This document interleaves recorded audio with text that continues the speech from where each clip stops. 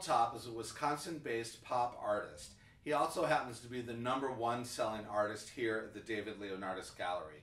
Recently we sold our 868th piece in 8 years. They are literally flying out the door.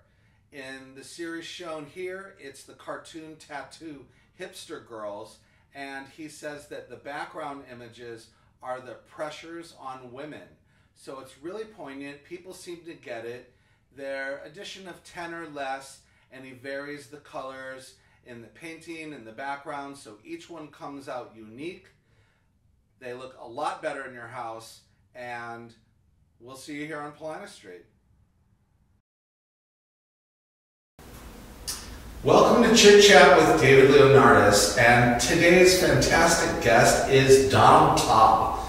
Donald Topp is a Wisconsin-based artist, and he's the #1 selling artist at the David Leonardis Gallery, Chicago. So Donald, what was your original interest in getting involved in art? I think as a kid, you just kind of feel it out as which direction you go, and I was always the artist as a kid, and that's basically interested me. I was doing art. I'd rather have done that than anything else. I didn't hunt, I didn't play video games, I just drew and did art things, and as I progressed through, teenagehood, I just became the art guy in high school, and then I went to college. I studied arts, and then actually went into art education for a while, and then followed up with my initial education with a master's in visual studies, and then I just continued with art. So it's no different than breathing for me. I just have to do it. When did you make your first piece of professional art? I think I got serious with I want to be an artist probably when I finished school. I didn't go into teaching. I got working at a silkscreen shop, and that's where I kind of pick up the silkscreen printing. When I was in school and dabbled in everything, screen printing and just printing in general is what really interested me, and where I was, I did very well with it. And so screen printing, and I learned how to make the screens, how to make the films, everything goes into it. And then I just started, okay, if I'm going to do art, let's go screen printing. And I took it from there, because when I look around, I look and I see who's doing what, and I try not to do it. And as I looked around, nobody's really screen printing, nobody's using graphic imaging with screen printing and fine arts. I mean, I'm sure they were, I just didn't see it at the time. And the subject matter, same thing. It's like what I see the trends, I typically go the other way. So at the David Leonardis Gallery, your #1 most popular pieces are the cartoon Tattoo Hipster Girls. And of course, in that series, there's silkscreen in the background, and as I like to tell the people, that the artist says that the background images are the pressures on women, and then they're hand painted in the middle. So, but when did you first start adding the hand painting and the silk screening? I think that just develops over time as you're trying to expand what you're doing and just come up with new ideas. So screen printing itself, I love the idea of it because you can make original artwork at a lower price for the consumer, but I can make as many as I want. Screen print, they're all original, right? And I can add dolls, little pieces and pieces of per piece. So that's what really liked about screen printing, and then I just kind of want to up the game, but to get the detail that I want, and that's like 100 screens. That's just impossible, because everything I do is guerrilla style. It's all in the garage, and everything's hand pulled. I line up by eye, and so I just came up with the idea of maybe if I can combine the two, I can get the results that I wanted. So I want to have the details in the tattoos and have the color. It's just basically upping the game of screen printing with mixed media. That's so awesome. And so now when you're making the cartoon Tattoo Hipster Girls, they're usually an edition of 6 to 10 or 11. And why do you only do so few? Just time. Time consuming. I still have a day job, unfortunately. Been working very hard for the last 15 years to change that, but it is what it is sometimes. You know, you got kids, you got family, and you know, things just come down to time. You know, I could do a larger edition, but then that just consumes too much of my time. So I do that 8 to 9 because the printing itself only takes a day. It's the hand painting, building up the layers, that takes the time, which is a couple hours every night. So, you know, a typical time frame would be about a month to do one of those, and that's just working a few hours a night if I'm lucky. For example, I had something lined up for the last 2 weeks. I haven't touched it because life hasn't allowed me to do it. So keep it small, keep it simple, because my head's always moving on to the next one.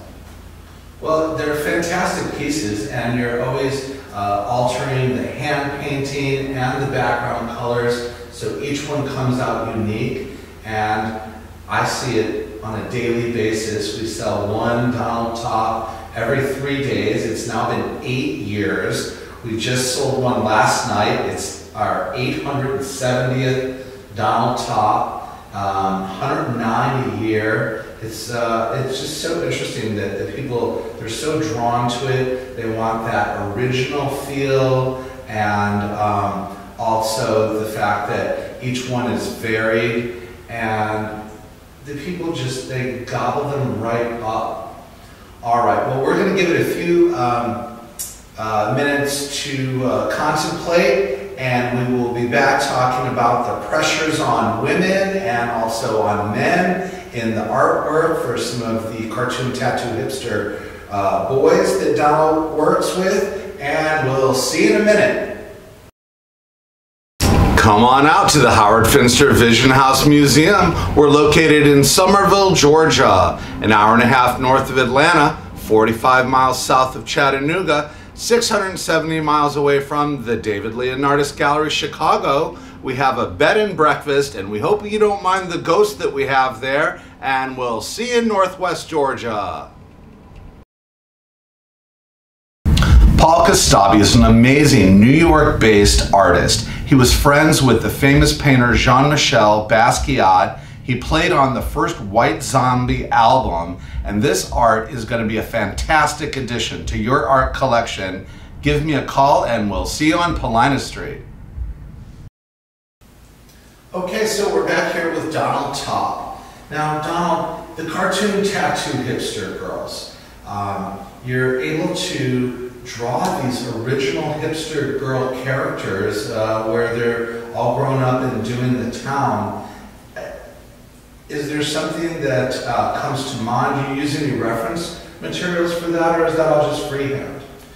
No, so how that all originated was I love taking pop culture, iconic images, and then modernizing them. And when I do that, I like to throw a little political and social commentary behind them. So when I came up with the idea, again, the idea is not original. There's also tattoo Disney characters out there. So what I'm doing is not original, but it's just my version of it. And actually, it started with Glenn Barr. I was looking at some of his work, and he was doing Wilma and Betty Rubble, more of a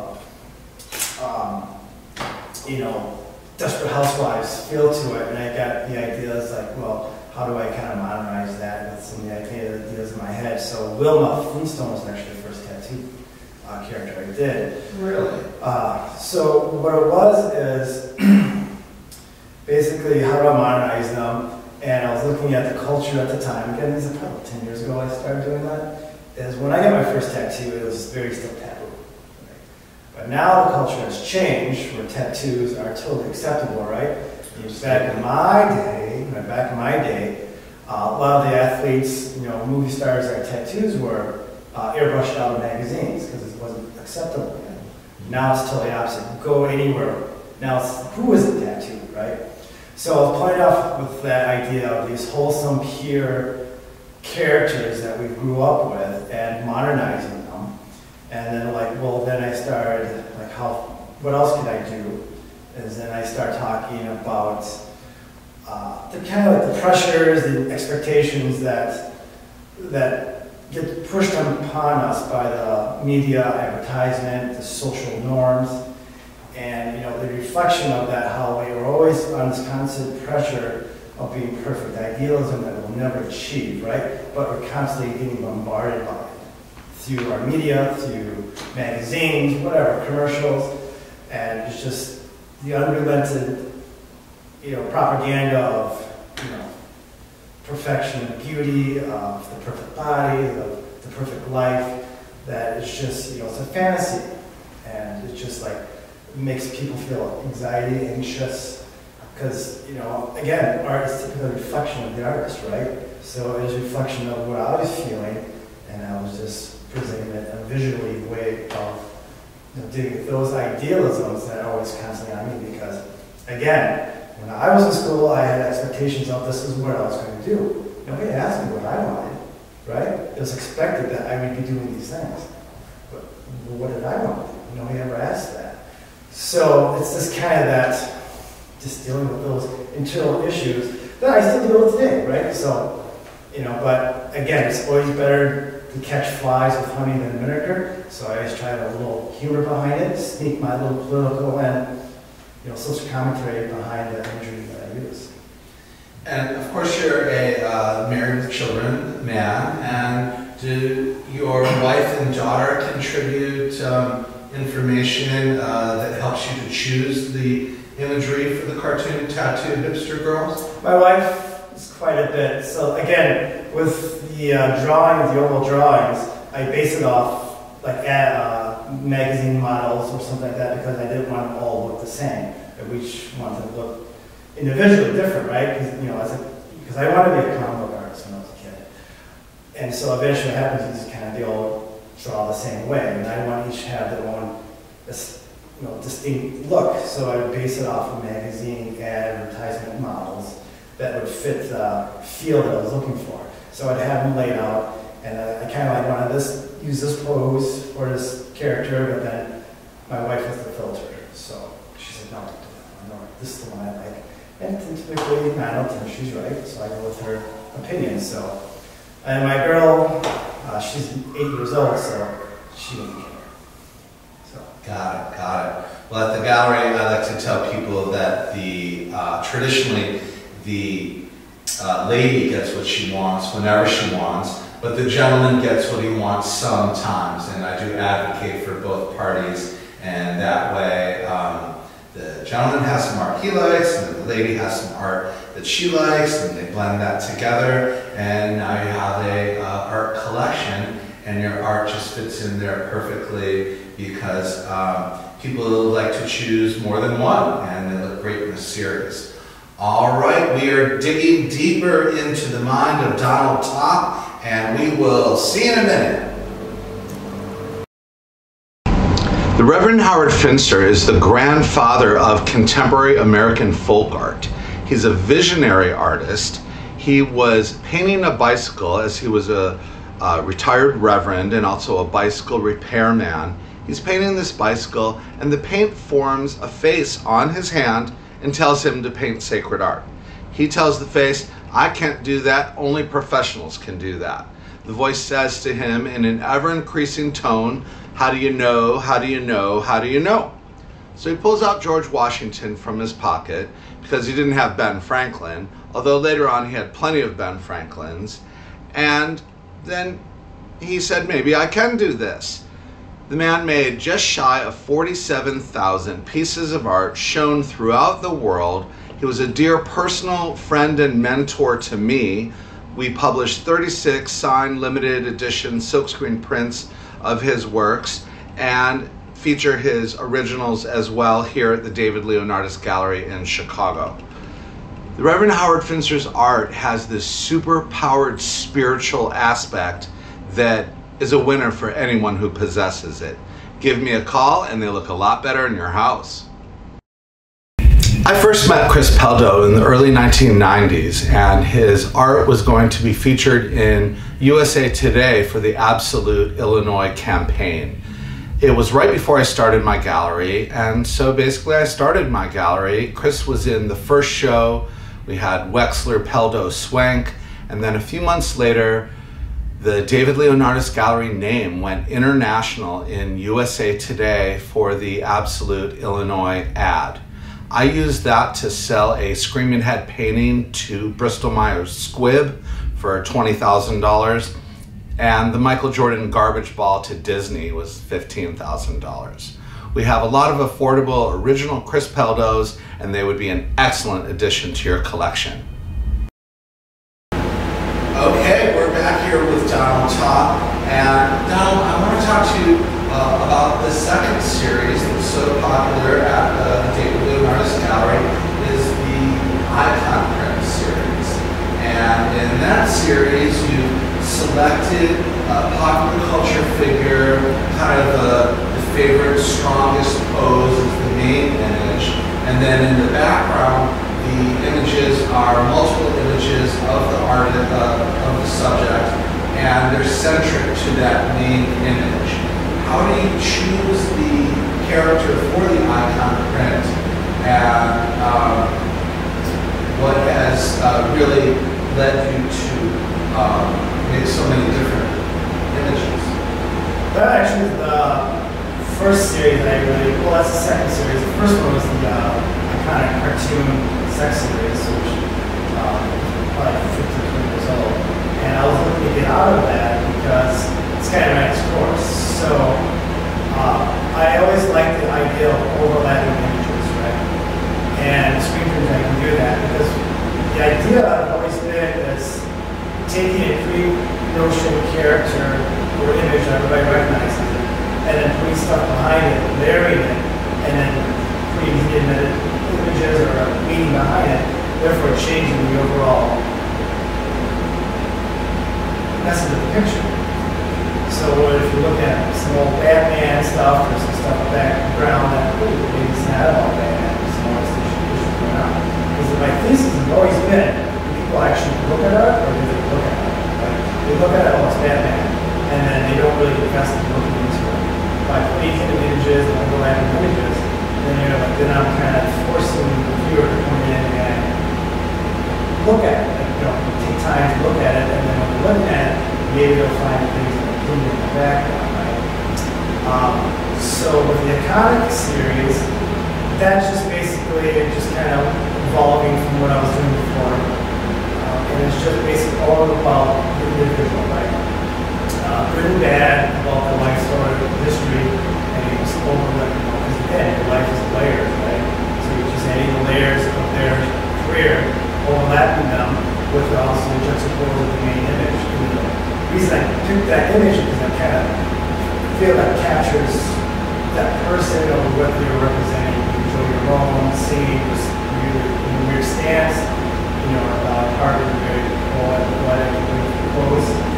And then again, all that stuff is in the background about them, good or bad. And I do those because I only do the ones I like, that I appreciate. Because when I don't like something, don't know something, I don't feel like I'm doing a job. And that's why I always say commissioner. I never really do commissioner because if it's not coming from my own interest, I really don't commissioner. I think I asked you about doing a Pink Floyd, and you're like, yeah, I don't really like Pink Floyd so much. But what is one of your most prolific images that you use, or subjects, I should say, is Johnny Cash. And there are at least 4 different Donald Topp Johnny Cash icon print series pieces. Why do you love Johnny Cash so much? Johnny's the best.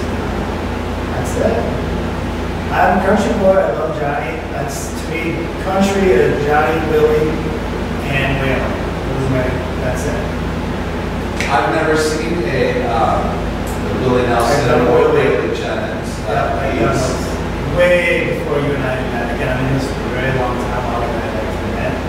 And I just haven't come back to it because, again, even though I'm an artist, I'm also a business person. And if it doesn't really sell to mass audiences, I'm like, well, I'm not really going to spend my time on it, right? I love doing Johnny. Johnny does very well for me as a collectible for other people. Everybody loves Johnny Cash. Really do. So yeah, and I have no problem going back and visit because every time I get back, I redo it, I find the information, I put into it, and I just love Johnny Cash. And then well, behind Johnny would be Lemmy. So I voice of God, and then Lemmy, who is God? Okay, so yes, the Johnny Cash images, they're fresh. There's multiple ones, and I tell people he really loves Johnny Cash. People comment on it. Of course, the Man in Black, I take a lot of my look from Man in Black himself. But now tell me, what is it with Lemmy? Why is Lemmy God, and why do you love Lemmy so much? Just because Lemmy, it's always, you're always remembered for being the original, being the first. So Lemmy was the first one to me, right? And Lemmy lived a life that we can only hope to have. Again, he died earlier than probably expected, but again, he lived his life to the very end. It's like he lived a rock and roll lifestyle. His book, one day of his life would be, our greatest day of our life, but that's just another day of life. So. Wow. The day in the life of an artist, an art dealer, an art collector. We love collecting art, artists and art dealers, and the people love collecting art from us. And we're here to help. All right, we'll be back with Donald Topp, and we'll see you in a minute.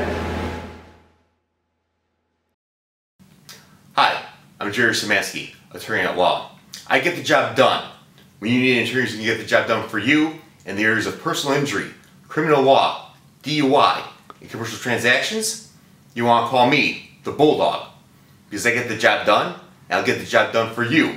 Call me today. All right, we're back here with Donald Topp, and I was commenting to Donald off camera that according to the LA Times, I am loquacious, which means I like to talk about myself. But here we have Donald Topp picking up where I've put that down, and now here we are hearing more about you, Donald Topp. Now, the question that I have is, you're into wrestling, and for me, somehow I never really picked up a giant interest in wrestling. Strangely enough, the Reverend Howard Finster, who is the artist that really, if it weren't for Howard, I wouldn't have the David Leonardis Gallery, and I wouldn't have been able to meet you. And so we sell 109 Donald Topps a year. It's 8 years in a row, 870 Donald Topps. But again, Howard sort of paved that way. And the Reverend Howard Finster was really into wrestling.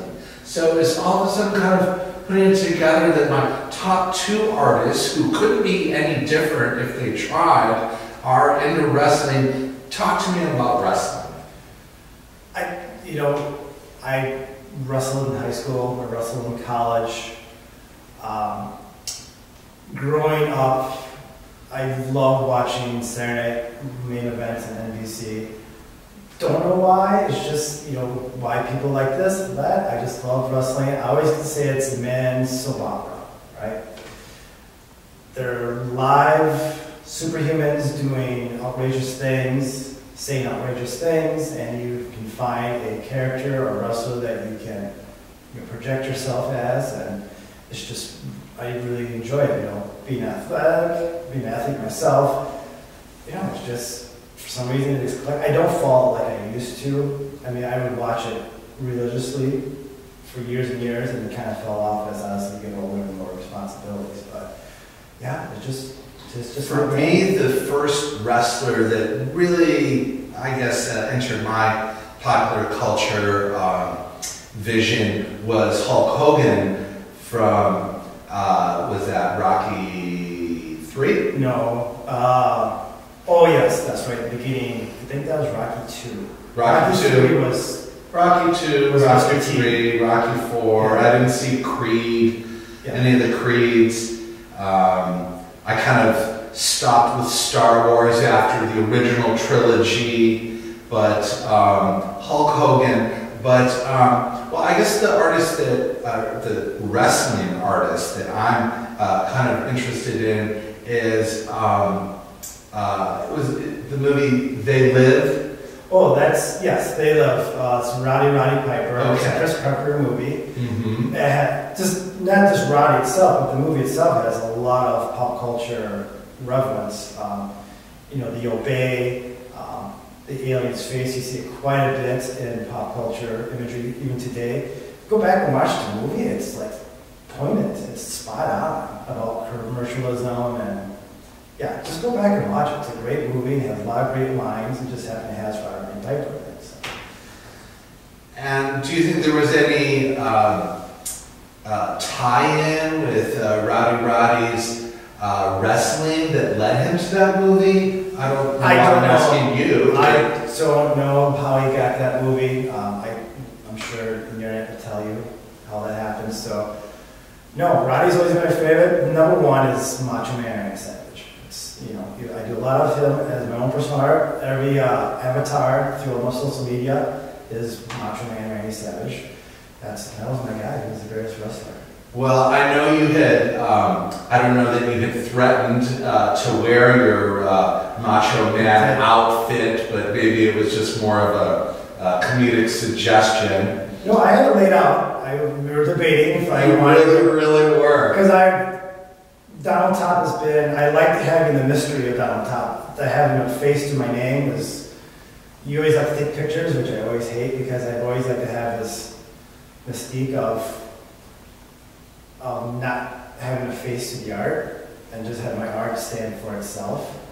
And so, yeah, so this is pulling teeth right now for me. Here you are exposed to the world. I told you that she should do this again, but I made that suggestion. I think you had suggested that I reboot the series, and you have to be careful what you ask for because you just might get it all. And, well, I think that speaking of getting it all, I don't think I've gotten enough of Donald Topp here on Chit Chat with David Leonardis.